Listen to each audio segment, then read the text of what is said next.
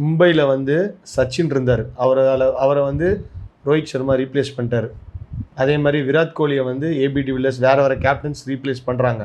ஆனால் 18 இயர்ஸ் ஆகுது, தோனி இது வரைக்கும் யாரும் ரீப்ளேஸ் பண்ண முடியல. அப்போது ஜஸ்ட் இமேஜின் பண்ணி பாருங்கள், இங்கேருந்து நம்ம வேற ஒருத்தரை எக்ஸ்பெக்ட் பண்ண முடியும்னா நம்மளால அது நினச்சி கூட பார்க்க முடியல. அதனால அவரை மேக்ஸிமம் யூஸ் பண்ணுறது வரைக்கும் யூஸ் பண்ணுறாங்க. அவரே முடியலன்னு சொல்கிற வரைக்கும் நம்மளோட மேனேஜ்மெண்ட் அவர் அப்படி பார்த்துப்பாங்க. வின்னிங் லூசிங் பற்றி அவங்களுக்கு கவலை இல்லை. சென்னைக்கு இப்போ நீங்கள் வந்து பெரிய அட்வான்டேஜ் என்ன டிஸ்அட்வான்டேஜ் என்ன அப்படின்னா ஒரு பிளேயராக நீங்கள் எதை சொல்வீங்க?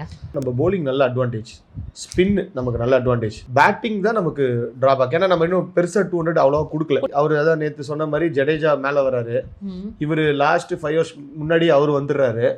அது போக அந்த நியூவாக அந்த பையன் இப்போ அவர் ஒருத்தர் ஆறாரு. ஸோ அதனால வந்து ஸ்ட்ராட்டஜி இதுதான் இப்போதைக்கு இவங்க இம்ப்ளிமெண்ட் பண்ணியிருக்காங்க.